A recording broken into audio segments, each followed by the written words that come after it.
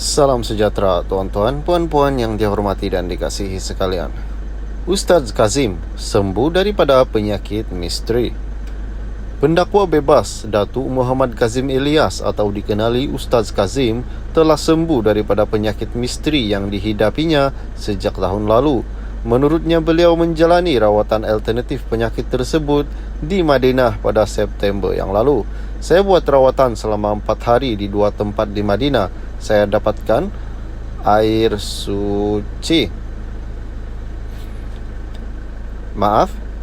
daripada Telaga Nabi yang masih wujud di Badr. Alhamdulillah, pulang dari situ wajah saya sudah okey, tidak lagi luka dan berdarah. Kalau dulu kena pakai topeng kerana boleh berdarah secara tiba-tiba. Sekarang sudah bulan November dan keadaan saya pun semakin baik. Saya bersyukur kerana tidak perlu lagi pakai krim untuk tahan luka, katanya dari sidang akhbar di Kompleks Darul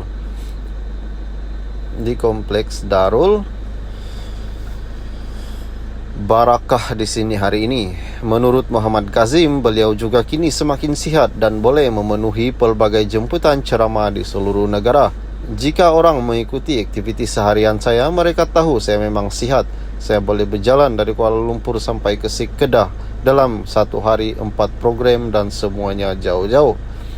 Masalah saya, penyakit saya tidak dapat dikesan dan saya pun telah pergi ke Madinah untuk rawatan dan Alhamdulillah sudah sihat sepenuhnya dan keadaan kesihatan saya sangat memuaskan, katanya.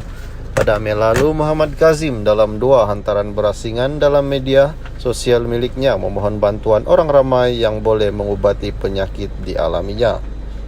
Salam sejahtera tuan-tuan, puan-puan yang dihormati dan dikasihi sekalian. Hangat diperkatakan mengenai Ustaz Kazim yang pada awalnya ditolak daripada membuat ceramah di Pulau Pinang.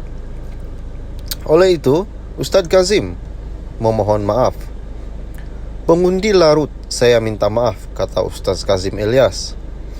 Pendakwa bebas Datuk Muhammad Kazim Ilyas mengemukakan permohonan maaf kepada semua pengundi Parlimen Larut berhubung keputusannya tidak mewakili Parti Barisan Nasional untuk bertanding di Parlimen Larut. Muhammad Kazim menjelaskan bahawa keputusan itu dibuat atas alasan memegang prinsip dan amanah arwah ibunya untuk tidak bertanding sesama keluarga di dalam satu parlimen dan Dewan Undangan Negeri. Pengundi di Larut, saya minta maaf. Walaupun demikian, saya berjanji akan turun juga ke Larut walaupun sebagai seorang pendakwa. Saya akan terus membantu apa yang saya boleh untuk sahabat dan saudara mara saya di Larut, Kubu Gajah, Batu Karau dan Selama, katanya pada sidang media khas Kompleks Darul Barakah Manjoy di sini. Berhubung isu tarik diri sebagai calon saat akhir itu, Muhammad Kazim menjelaskan bahawa surat untuk menarik daripada menjadi calon tidak sempat diterima sebelum pengumuman calon BM dibuat oleh Presiden Datuk Seri Ahmad Zahid pada 1 November lalu. Terima kasih kepada Datuk Seri Ahmad Zahid dan keseluruhan barisannya kerana memilih saya untuk mewakili BN di Parlimen Larut pada peringkat awal, dan saya menerima untuk bertanding atas tiket BN, tetapi tidak sampai beberapa jam selepas itu menarik semula penerimaan itu atas beberapa sebab. Sebelum menerima tawaran kepimpinan UMNO Negeri dan Pusat, saya mempunyai prinsip untuk tidak mahu bertanding dengan ahli keluarga dalam satu parlimen, DUN dan sebagainya. Prinsip itu diamanahkan oleh ibu kepada saya, katanya lagi. Saya tidak akan bertanding bersama keluarga kerana menimbulkan persepsi yang tidak berapa cantik di kalangan masyarakat, khususnya Parlimen Larut, katanya. Mengulas lanjut, beliau berkata keputusannya untuk menandatangani Watika dan Aku Janji juga dibuat tanpa mengetahui abangnya Datuk Muhammad Najmuddin Ilyas bertanding di bawah Parlimen sama di Dun Batu Karau dengan parti yang berbeza. Beberapa rundingan dilakukan bersama saudara kandung sehinggalah saya mengambil keputusan selepas berbincang untuk menandatangani Watika sebagai calon, Aku Janji sebagai calon Parlimen Larut.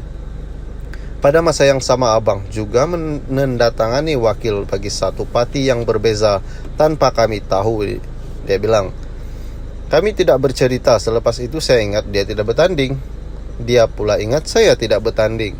Jadi apa yang dibincang sama ada, abang saya tarik diri. Saya hormati sebagai satu keluarga, saya yang tarik diri duluan. Saya sudah maklumkan menarik diri dan berharap tiada sebarang pengumuman yang diadakan, tetapi malangnya surat itu tidak sampai di tangan Presiden.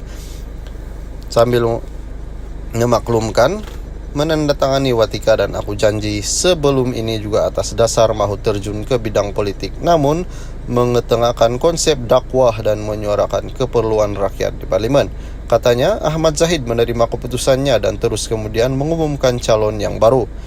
Alhamdulillah beliau menerimanya, jadi tidak timbul isu misalnya saya ditolak bahagian dan cawangan larut padahal sudah dipersetujui oleh semua, khususnya BN Negeri. Tidak timbul isu flip-flop, kejap setuju, kejap tidak setuju, katanya. Media sebelum ini melaporkan pendakwa bebas Muhammad Kazim Ilyas menarik diri di Parlimen Larut pada PRU 15. Pengurusi Badan Perhubungan UMNO Perak, Datuk Seri Saarni Muhammad, mengumumkan perkara berkenaan pada pengumuman calon Barisan Nasional 2 November yang lalu. Salam sejahtera tuan-tuan, puan-puan yang dihormati dan dikasihi sekalian. Ustadz Kazim antara dilarang berceramah di Pulau Pinang. Majelis Agama Islam Negeri Pulau Pinang menamakan 16 individu yang dilarang untuk mengadakan ceramah, khutbah atau majelis-majelis ilmu di negeri ini berikutan tidak mempunyai tauliah mengajar daripada MEINPP, yaitu MEN. Mereka adalah Datuk Kazim Ilyas antaranya. Yang dipertua MEN Datuk Ahmad Zakyuddin Abdul Rahman berkata, satu pekeliling bertarikh 4 November 2022 telah dikeluarkan dengan menyenaraikan ke semua individu tersebut selepas pihaknya menerima aduan daripada orang awam. Kita telah menerima aduan orang awam dan mendapati 16 individu ini tiada tauliah mengajar daripada MEN.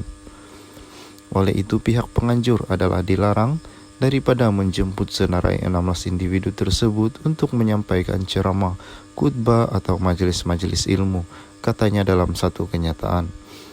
Kata beliau lagi, mana-mana pihak yang tidak mematuhi arahan tersebut boleh dikenakan denda atau penjara.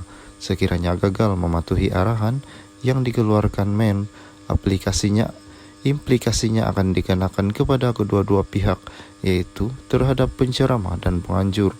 Kedua-duanya akan dikenakan tindakan yang mana penceramah boleh dikenakan denda tidak melebihi 5.000 atau penjara tidak melebihi 3 tahun atau kedua-duanya. Ini karena mereka melanggar Section 11 Enactment Kesalahan Jenayah Syariah Pulau Pinang 1996, yaitu mengajar agama tanpa tauliah, dan Section 119 Enactment Pentadbiran Agama Islam Negeri Pulau Pinang 2004 kerana mengajar agama Islam atau apa-apa